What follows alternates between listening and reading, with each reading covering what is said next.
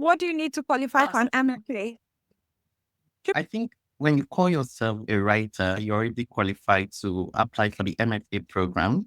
But I think you also need to do, let's say, certain background, like in terms of writing, you should be practicing writing, and you should also understand crafts, that is, understand plot, structure, that's for the fiction, or characterization, how to handle team, how to use POV. All these things qualify you for the MFA. That is if you've done your own background training. So remember, this is like masters. So it's not like a foundation for creative writing. So you should have the tools, or you should have mastered the tools for writing before applying for MFA programs.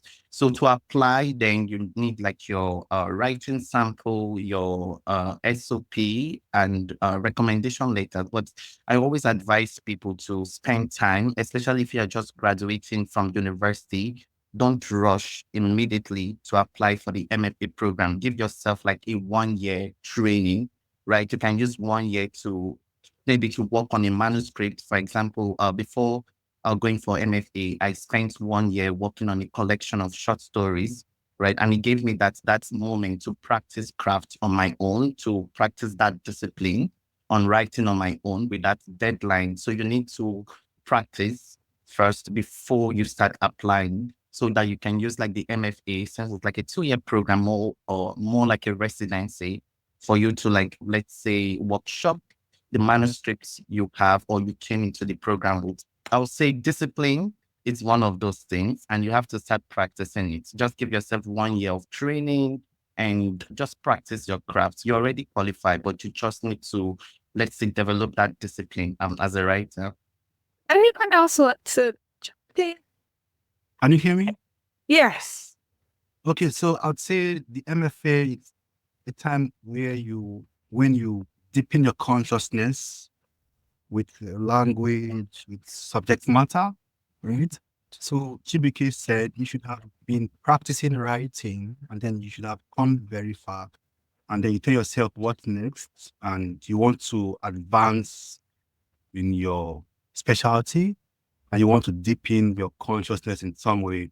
Okay, then you begin to look at schools that you would find welcome, schools where your writing will be welcomed, and then where you can also practice writing some more. So that's one place to start from, where you know you want to deepen your consciousness somewhere. You want to reach a broader audience. You want to learn new stuff about your own work, and then about your practice. Thank you. So I'm going to add to that, and then we'll invite our poet to give his own perspective. I agree with everything that has already been said, but I think what qualifies you to apply for an MFA would be a deep interest in the art of creative writing.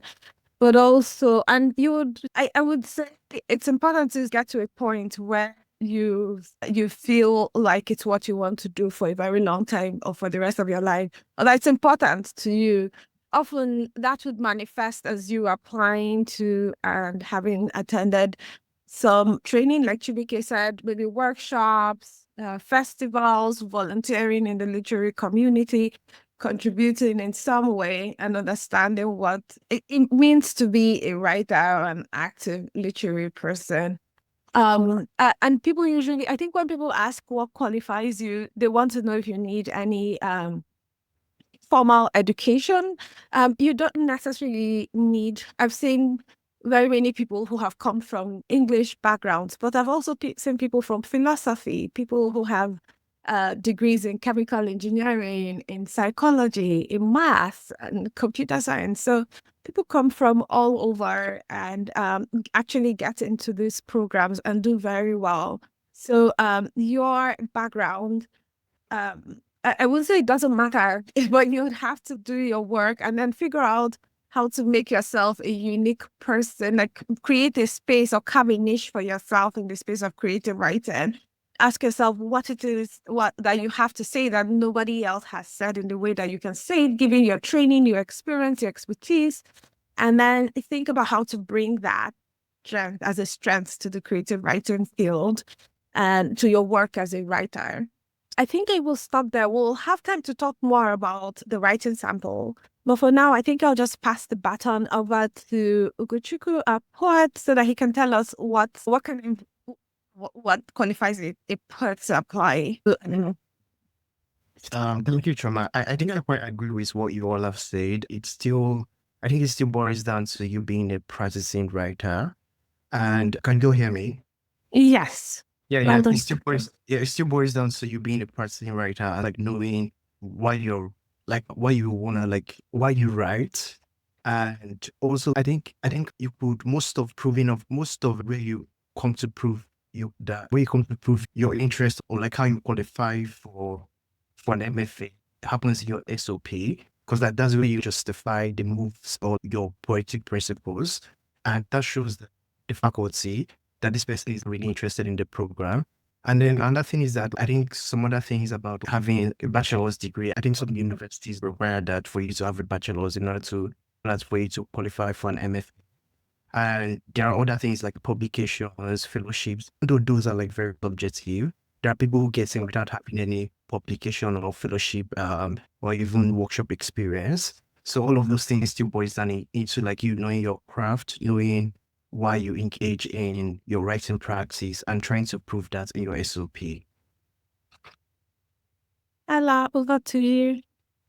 Thank you very much. The key word there, or the key lesson there, is it has to be practiced. So you have to keep practicing before you start thinking about applying for an MFA. So we got to that one.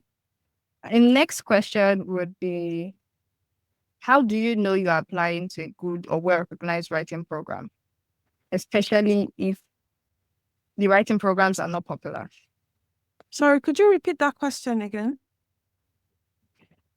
How do you know you're applying to a good or well-recognized writing program, especially when it's not one of the popular writing programs?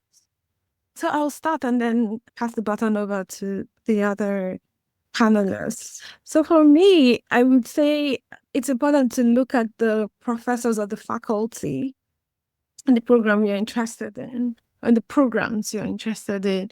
Why do you think that work resonates with yours?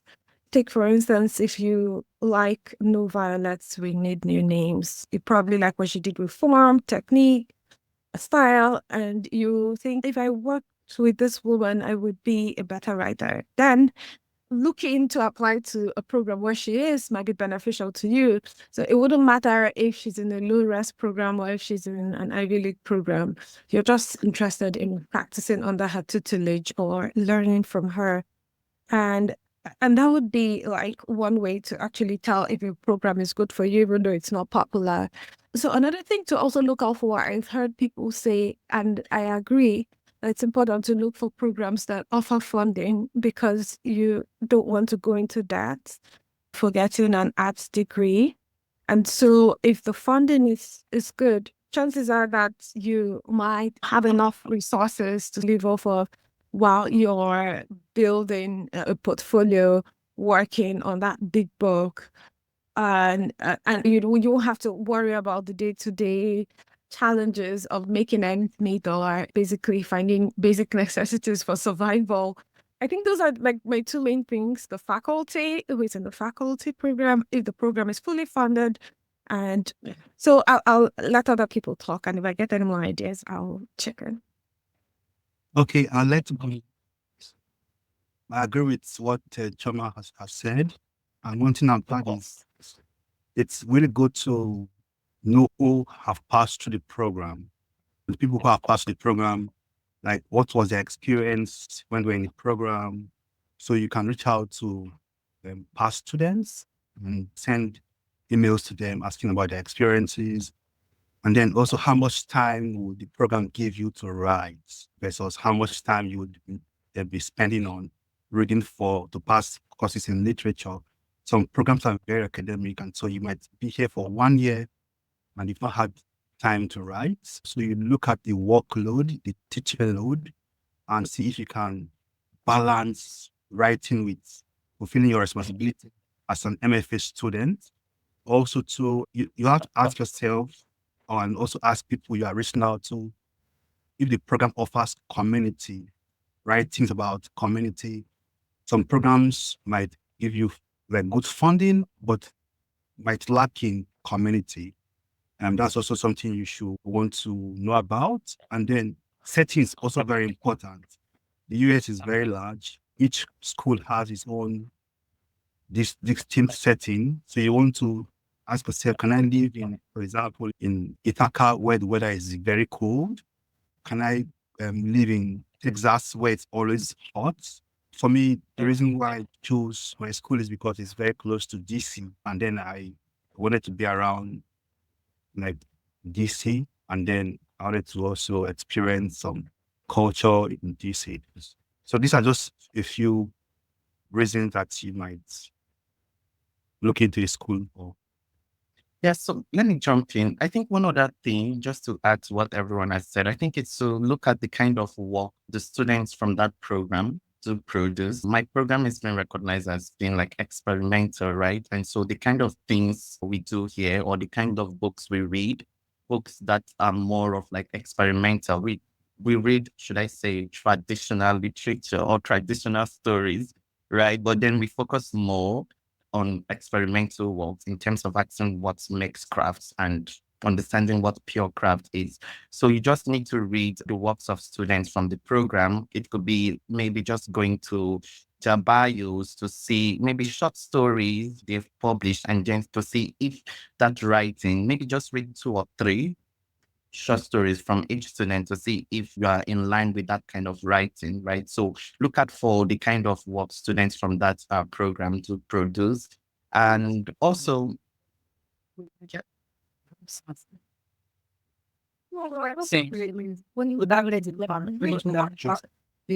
Sorry, you can go on. Is Chibuike here? I think we Yes, lost I'm him. here. Yes. I'm sorry. Yeah. It's fine. So yeah, I don't know where I was before. Okay. Looking at the work students from that program to produce, and just like Chioma said, you should know that the thing about aesthetics is that, or MFA, is that you're learning about aesthetics. And the MFA program, unlike the PhD program, is that in the MFA program, you're trying to develop your voice, and you have to work with someone, a faculty member, who will help you build that artistic vision that you have about craft or about literature. So you have to look at for the let's say the faculty, and also read their works too. Like I'd say, you can, I think reading short stories is the best, instead of looking at the novel or like a whole poetry collection that might take you time, since you're going to apply to many schools. So looking at short stories, for if you're a fiction writer, or a poem if you're a poet, look at the way they write and see if you are going to like work with this faculty. Because the thing about the MFA is that once, if you're in a 2-year program, from your second year, you start working with your thesis advisor, right? And so you need someone, you want to work with someone who perhaps explore the same things you are exploring in your own work, or you like their style of writing, and this is like your own side of how, or your own vision of what literature should be. So you just need to work with someone like that who can support you and who can help you train your own artistic vision or your own voice towards storytelling. Yeah. To add to that as well, I think he also needs to also look at the works of the alumni and the faculty to be sure that, and also see the ways in which their alumni and their faculty are engaging with the literary community, because you want to be in a space that is like actively engaging the community, and not just like a professor who just publishes a book and just disappears, because that determines if you will get like the appropriate support. And then I think the primary thing to determine if a school is good is funding, because like I think that helps with the visa, getting your visa as well. Because when you don't have full funding, that might pose some risks with you getting like proof of fund, trying to convince the visa officer. So once you have full funding, I think that's like you're really like one step ahead. And most schools like have, I think like when it comes to the master's program or the graduate program, the rankings is like different from the traditional like US university rankings.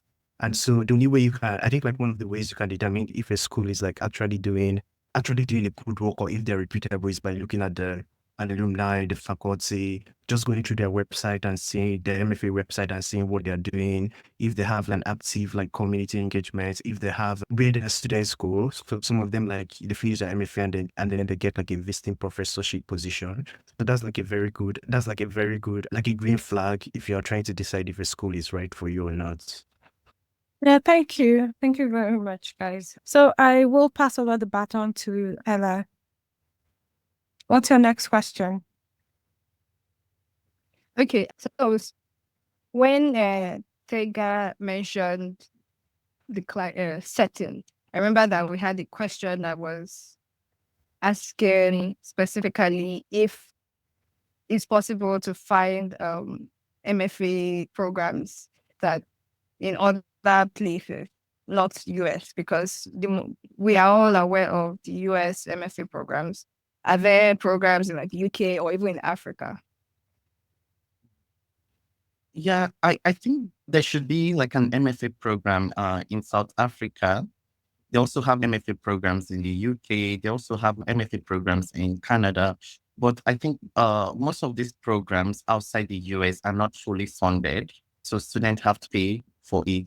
And I think one of the most beautiful thing about MFA programs in the US is that they are majority of them are fully funded, right? So you see people tend to come here, right? So I guess it's always important for you to go into MFA program and not worry about money, because it will disturb your creative process. I know when I don't have money in my account, my brain just blocks. I can't even write, right? Because I don't know what will happen next.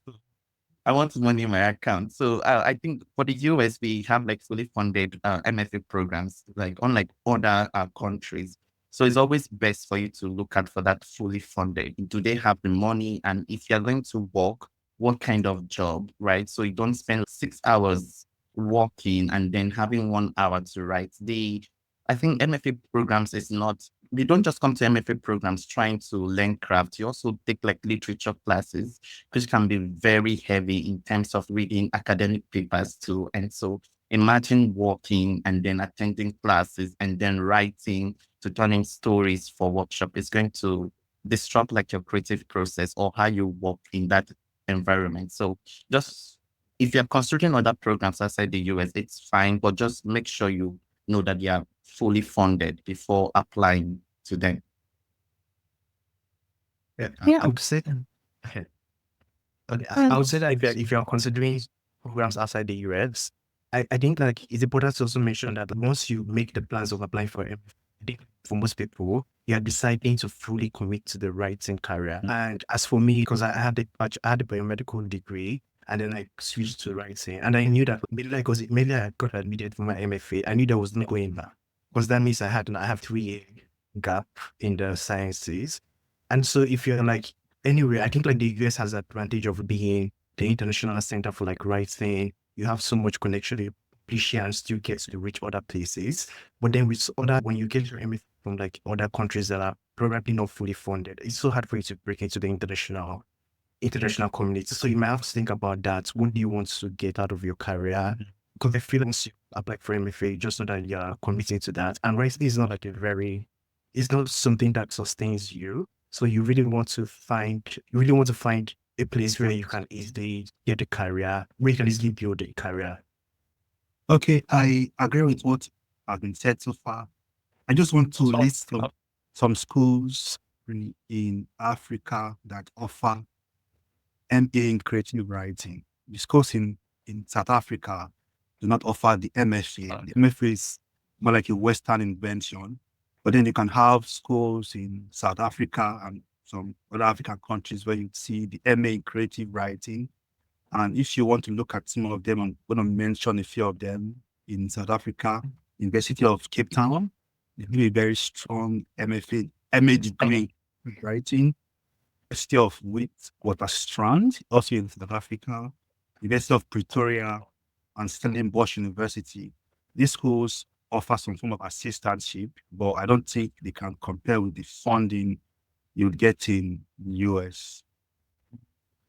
So Tega, do you think like the MA in creative writing is the same process with, let's say, the MFA in creative writing, or do you think there are differences Okay, between these two? So the MFA is more like a studio program where you are practicing, whereas the MA is like a theoretical degree, and then you do lots of research on other writers. Whereas the MFA, you're like the writer in course, right? So the dissertation is like, oh, this is your own work. And then people can also study you while you are in school. So I think, to just answer clearly, the MFA is studio-based, more practice than, say, an MA, which is like heavily theoretical in nature.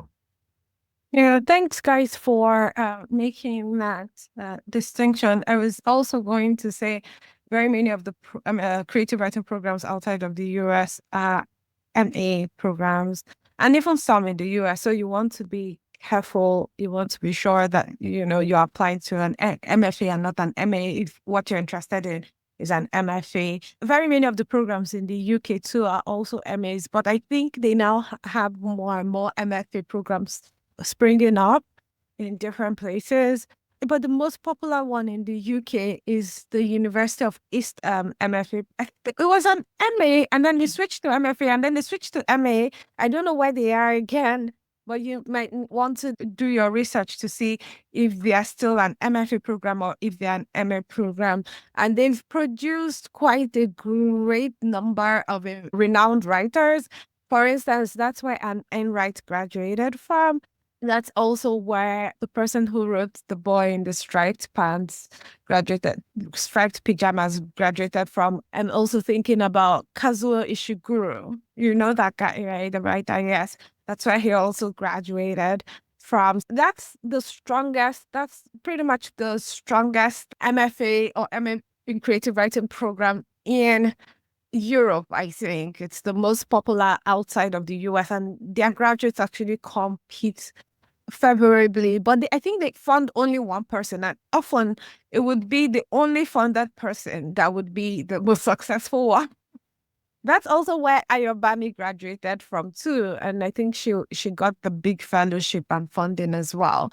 I think it just goes to say, often if you get the funding, you're likely to have the time and the resources to hunker down and do that work that you need. But I think there's also like a few in Canada, but probably one or two. The University of Guelph, for instance, used to be very famous, and you might want to look into that. But I'm not sure they fund all their students fully.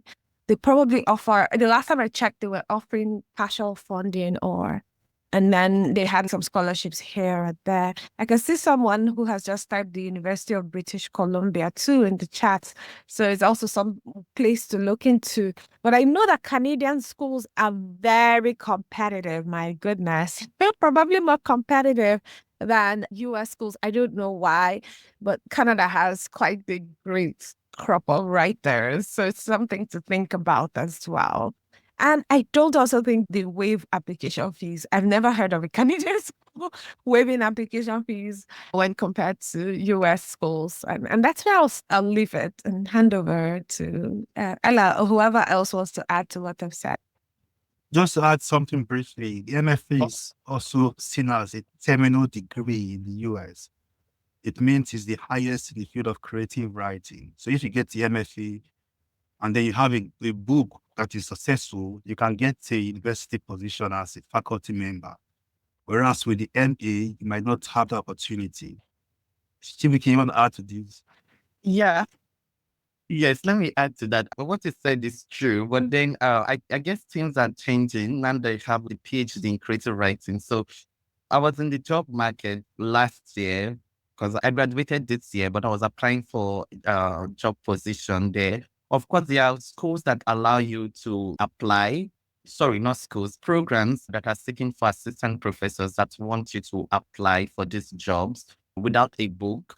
But then they look at for teaching experience with undergraduates. That means you must have 5 years of teaching experiences, just teaching undergraduates, right? It can be very problematic sometimes to get these jobs. But I feel what you said is right, but I feel times or things are changing compared to how things were. Let's say, I was speaking with a professor, things have changed.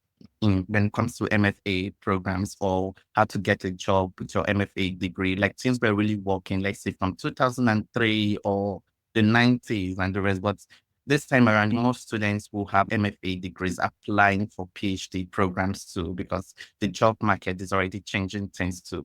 But you're also right. There are people who will get into these positions too, especially if they come through, let's say, a fellowship from a university, right? You can maybe get like a teaching position if they see from the feedback from students, if you are a very good teacher or a good professor, so you can automatically get a job from them. To that, because Cornell is a program that is structured in such a way that you get at least 3 years teaching experience while you're in the program. So the program is a 4-year long program. The first 2 years dedicated to academic work, not necessarily academic work, but the studio MFA work. And then you graduate. And then the last 2 years, optional, those last 2 years dedicated towards lecturing. So they give you a lectureship position and you teach and you get paid, and then you can work on that book that you want to use to probably further your career. And so it buys you time to build your portfolio, so to speak. And so I think people from my program have used that time to do things like apply to big fellowships like the Stegna, for instance. I know No Violet actually sold her book. She worked on her book in the last 2 years while she was in Cornell, and then she sold her book and she got a Stegna fellowship and she moved to Stegna, and the book did well. And so when she was ready to come back to the job market, the Stegna fellowship is basically like a postdoctorate degree in creative writing. There are different paths. I know someone who actually got a visiting lectureship position, a 5-year visiting lectureship position at a college in Boston. And so even though her school didn't give her that time, that teaching experience, she actually built a portfolio that was strong enough to get her into that lectureship position. So sometimes choosing a program that gives you enough teaching experience is also important. But also, thinking about how much time it gives you to build a strong writing sample that will get you into a big fellowship program like HODA or the STEGDA or whichever visiting fellowship positions are available. I know the University of Wisconsin has one. Anyway. And I should say that it mustn't necessarily be like a big fellowship. Because I feel like my school recently hired a professor in, I think, fiction. But the thing is that if you go to, let's say, if a school has a visiting assistantship position, that is not the big fellowship schools. The fellowship schools, let's say Princeton and Stanford, they barely hire their fellows. So once you're done, they send you out and then you find your job or whatever. But then if you're like in a smaller school, let's say, not like a smaller school, let's say if you're, let's say University of Florida, for instance, and you're a visiting professor there, and let's say they're hiring the next year, you have like chances of getting it even without a book. But then even if you have, I feel like if you have a teaching experience and you still have, and you have only an MFA, it's going to be very competitive for you to get into the job market, considering the fact that people in the job market are like people who have like MFA and books, people who have PhD and no books, people who have PhD and books. So like it's so very competitive. So that's why like it's important that also before you, like once you get admitted for an MFA, like when you make up your mind to want to pursue an MFA, you have to start thinking of like long term. Are you interested in publishing? Are you interested in academia? If you're interested in academia, it's the best way to start working on the manuscripts, trying to get something out before you graduate. So that way, if you don't want to pursue a PhD, you have something that can at least, something you can present on the table a little bit, even though it's like very competitive.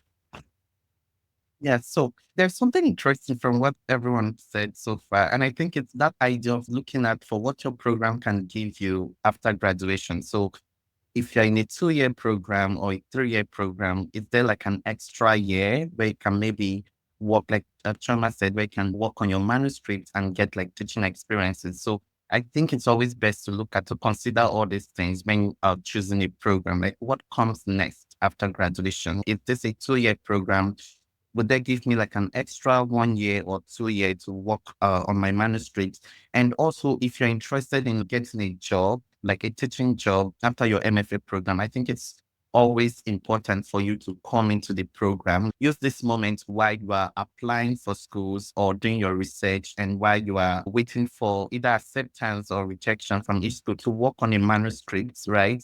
Like a completed manuscript, so that when you come to the workshop or when you get into a school program, you're submitting this manuscript during workshop, and then you're edifying it into a publishable book by the time you graduate from school, or probably in your second year, you start submitting this, let's say, excerpt from your manuscript to agents or to publishing houses. I know that Greenwell did this in his newsletter I read some days ago, where I think it was in his, after the end of his first year at Iowa, that he started sending out his manuscripts to agents, and then publishing editors got interested in it. So I think when you're applying for the MFA program, you should also be strategic about all these things, like life after the MFA is always important. It can be like a source of motivation to you. Yeah, I'm going to wrap up with something someone said. The guy had been on several hiring committees for MFA programs, and he said the PhD doesn't count. If you don't have a book, what they care about is the book. Where is the book? And so that his voice is always in my head. Where's the book? So yeah, it's something to think about. Thank you. Thank you very much for your responses.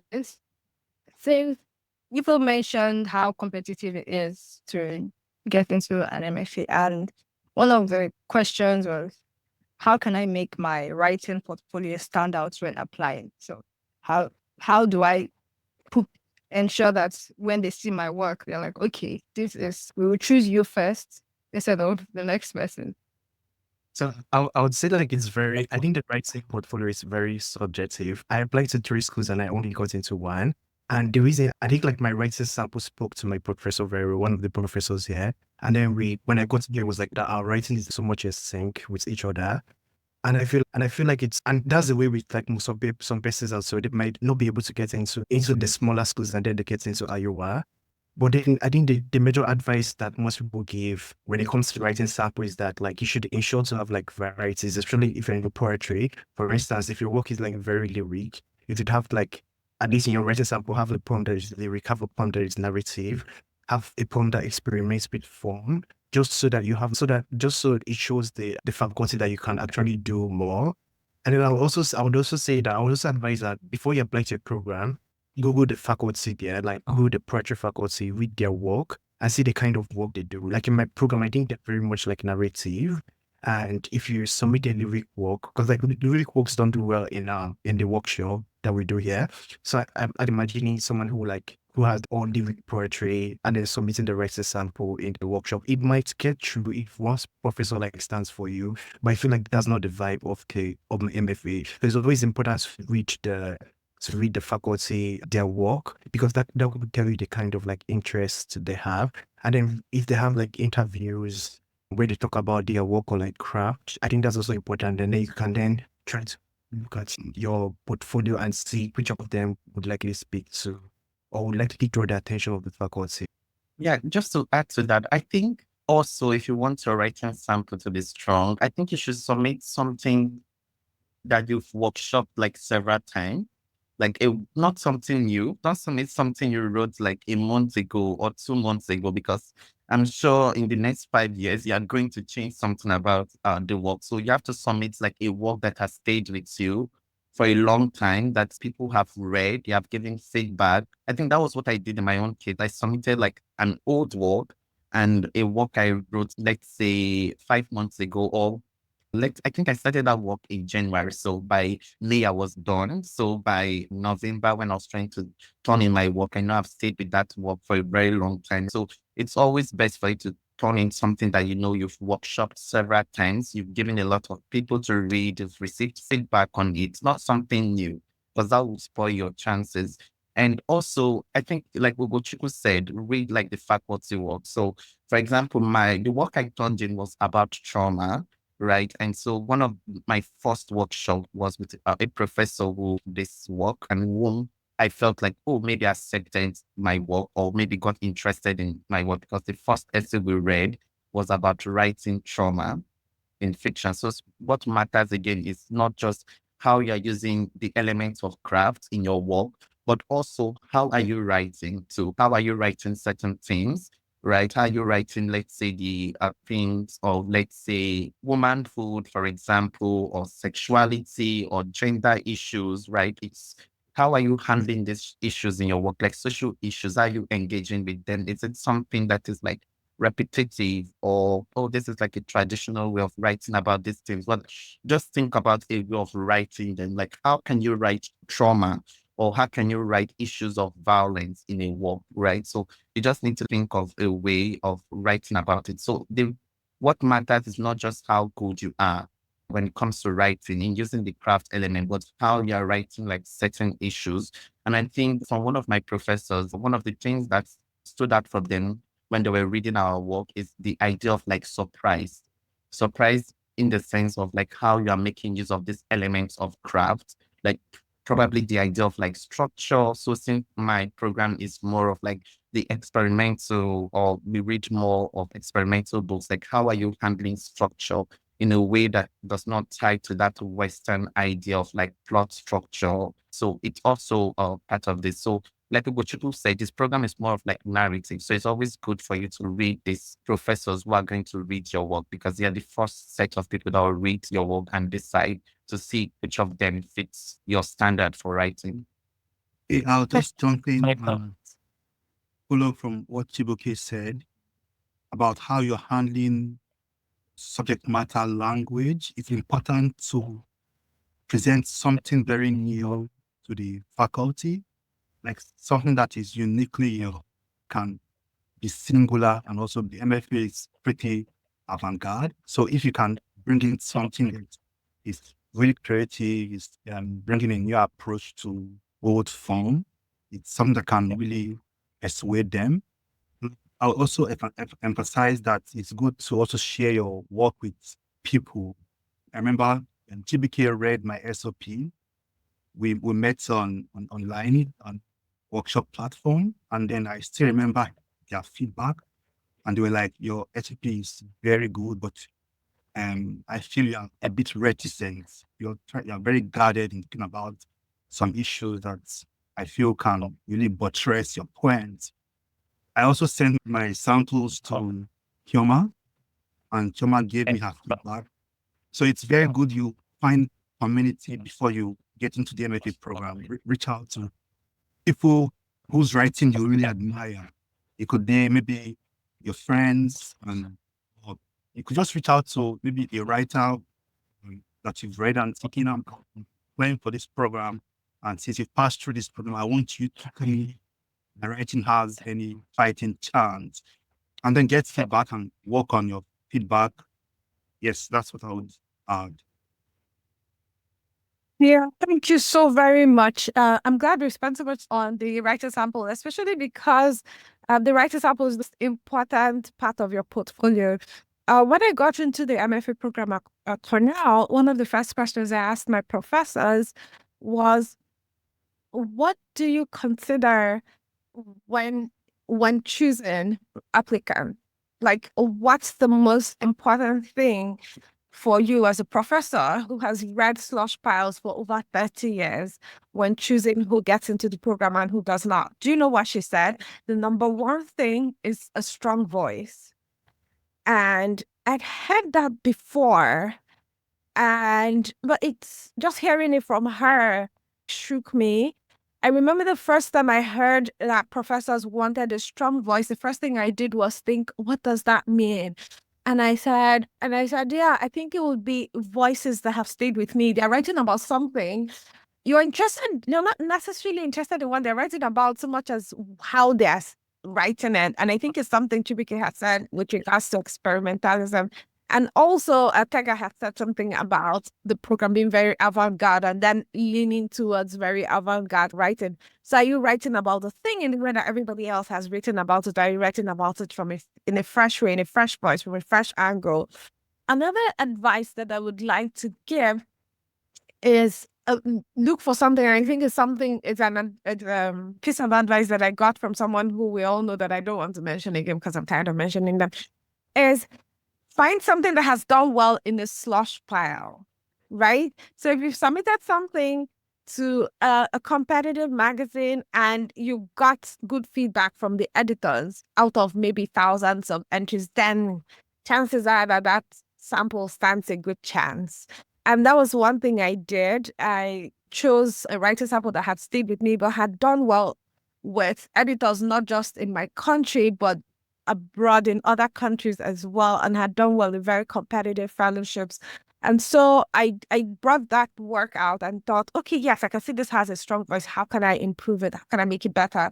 And then I shared it with some of my writing friends as well. It's good to build a writing community and give to people that you expect to give back to, give generous feedback, because that's how you learn and build your own writing skills, or strengthen your writing skills as well. But also don't be shy to ask and accept feedback. Some people are very resistant. Don't be that kind of person. I think it will improve your chances of getting into an MFA program if you do all the work that you need, like choosing your writing sample very carefully. I just also added, there's a post we wrote on the SOP that I'm going to share in the chat. In the post, it's about how to write your SOP for the MFA program. And I've just shared it. And underneath the post, towards the end, before the bios, you'll find more resources. But in the middle of that post, I also added a screenshot from Alexander Chi, who is a renowned writer and also a writing professor here. And the advice he gave was, when choosing a writing sample, just submit your best work, even if it's not universal advice, so please take this with a grain of salt. Even if it's 1 or 2 short stories you have, submit those, and don't try to submit something that isn't very strong because you want to make up the word count. Say, take for instance, they say the word count is 20 pages and you have 12 very strong pages of prose. Don't look for weak prose that is 8 pages long and chuck it in. You'll ruin your chances of getting in. So even if your strongest piece of writing is just 12 pages long, and they say the limit, except if they specified as that you must submit 30 pages. And often, from what I've heard from people who read slush piles, the shorter the work, the better. They want to enjoy the reading experience. They don't want you to punish them towards the end of the reading. So if your strongest samples are just 12 pages long, please go with it. Don't feel compelled to add something that isn't strong at all. Yeah, that's my own 10 cents. Thank you. Yeah, and I think there's also one thing that you need to send in the work that represents you, because sometimes it tally with your SOP. What you write about or you can also talk about it in your SOP. So you need to send in something that represents you, who you are as a writer, because I think part of the SOP, you also talk about how you come into writing and the issues you're interested in writing. So the SOP also adds more to the faculty having a great understanding of who you are as a writer. Yeah, I'll add something real quick. So your references or your recommender should at least be able to speak about your writing, right? It'd be great if your recommenders can talk about even the stories you are applying with in some way to create a synergy between your SOP, your sample, and then the letter of reference. Yeah. One day to add, I think Tega and Chioma mentioned about getting feedback and also being in touch with your community of writers or whatever. And I also know that so much of when we write our SOPs and writing sample, like it gets better when you workshop it, or like when you get feedbacks from people who are like in the same field.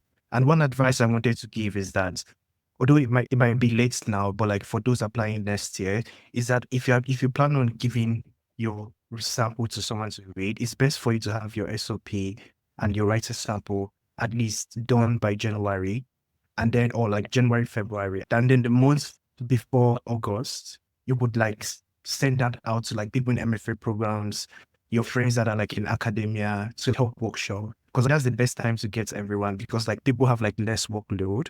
But then if you're reaching out to someone, like say around this time, September, November, we're starting out the new semester, people are trying to like finish up their syllabus, people are teaching classes, so they won't give you that much attention. And reading work samples, if it's prose, I think 20 pages of prose, or even 40, it's not very, the ease in which you read that during now is like very different from like when you're reading it like over the summer where you don't have anything doing. So it's best to catch people who are going to give the feedback during the 3 months of summer. I think that is May, June, July.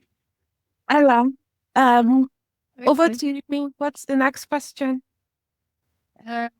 One more question before we open the floor, because we promised everybody was going to be an hour, 30 minutes, so that it would not be too long for them.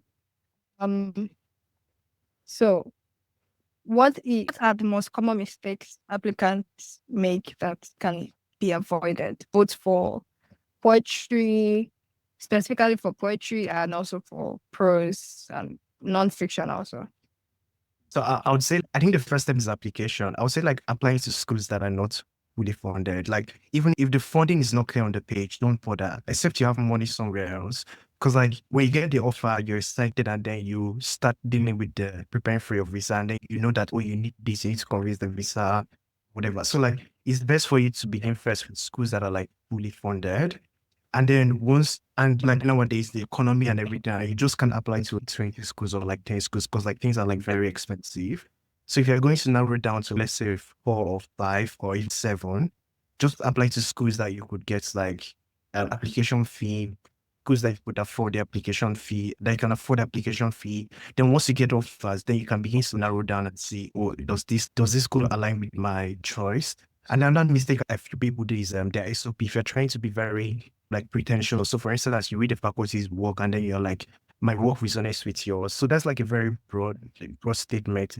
It's obvious that this person is like saying this just to like, it's being pretentious. But if you're being specific, for instance, you're like, the way you write about grief resonates with the way I write about grief in my own. I see this and that. Like trying to be specific in your, if you plan on mentioning the faculties, referring the faculty or your SOP.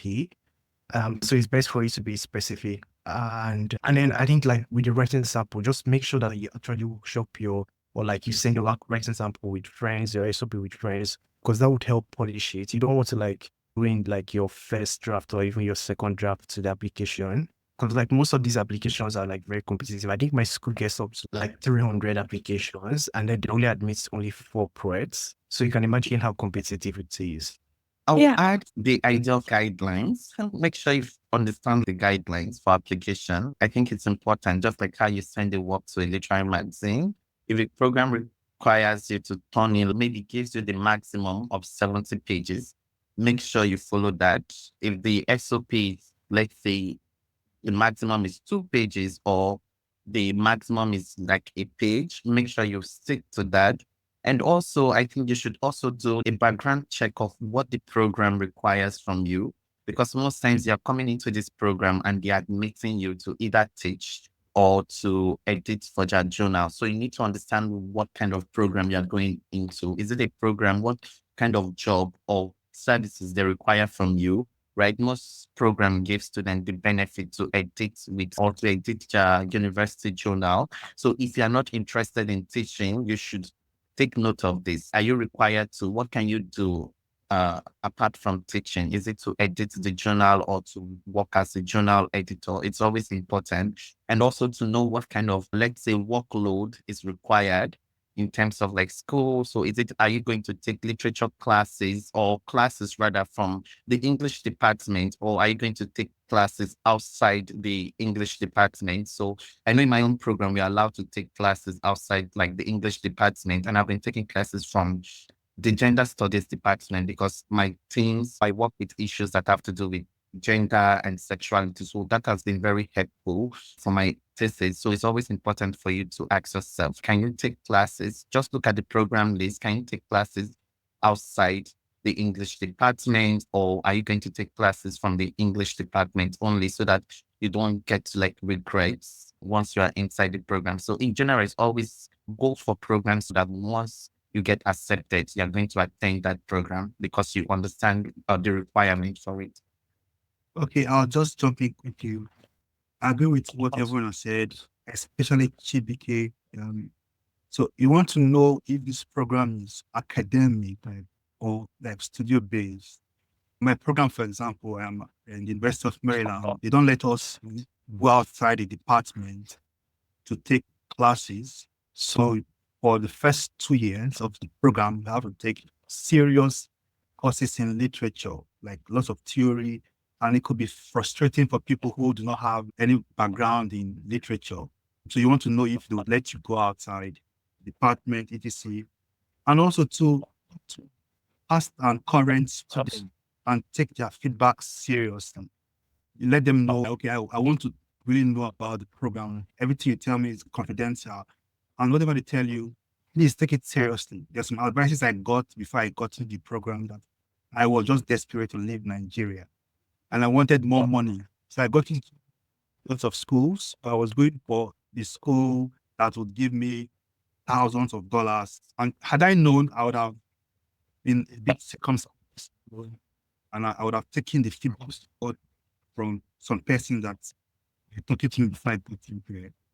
And the last thing I would say is research the schools and tailor your SOP to the school. Don't send like a general SOP. Apply to 13 schools, right?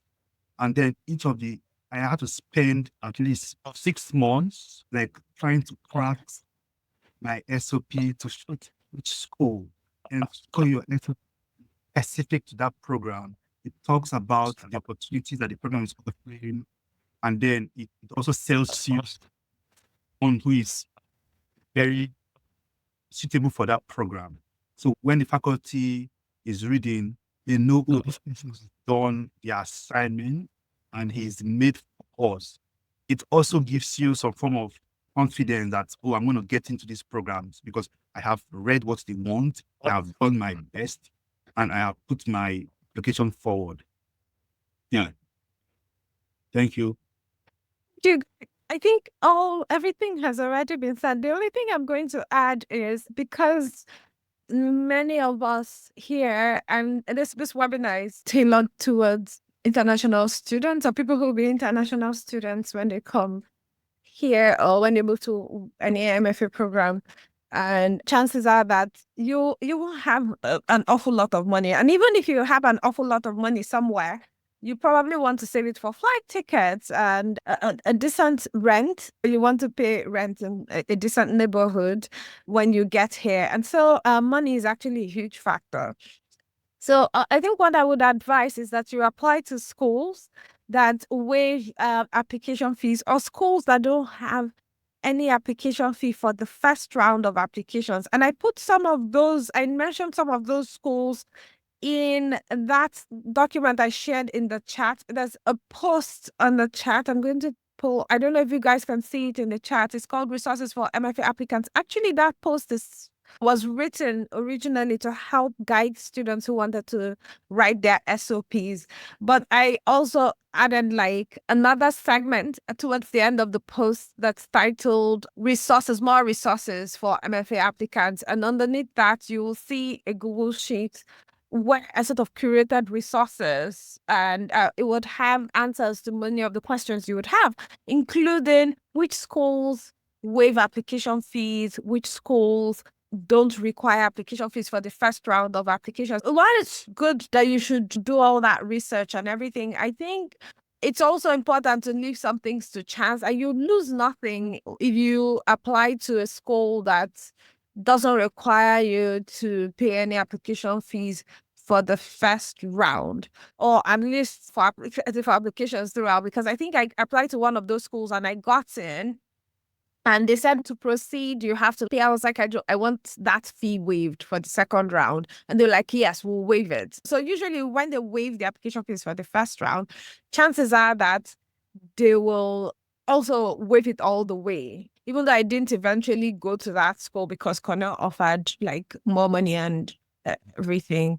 So anyway, that's my own 2 cents. And if you go to the Creative Writing News website, you'll find a post on how to write your SOP for the MFA in Creative Writing application portfolio, for your MFA and MFA Creative Writing application portfolio. And further down, you will find that file and many other resources. And that's all I have to add. So Ella, over to you, except any of our panelists wants to add to what I've said.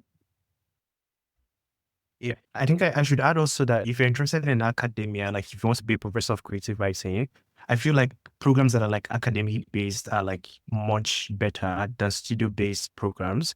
And most studio-based programs are like, I think they're 2 years, right? And if you don't have like it's just you getting your writing done, like you might not get much of experience, much of career experience in a 2-year program, or like in a 3-year program. So in my program, for instance, is very academic. You take literature courses, you write literature seminar papers of 20 to 25 pages. You teach literature classes, and then you teach, I think you barely have time to teach creative writing classes, but you teach literature classes, writing and rhetoric classes. So that's like broadens your experience and makes you like it makes you more useful in the job market. So for instance, like if you have a book and you have an MFA, you could say you would teach creative writing, you would teach undergraduate survey literature classes, you would teach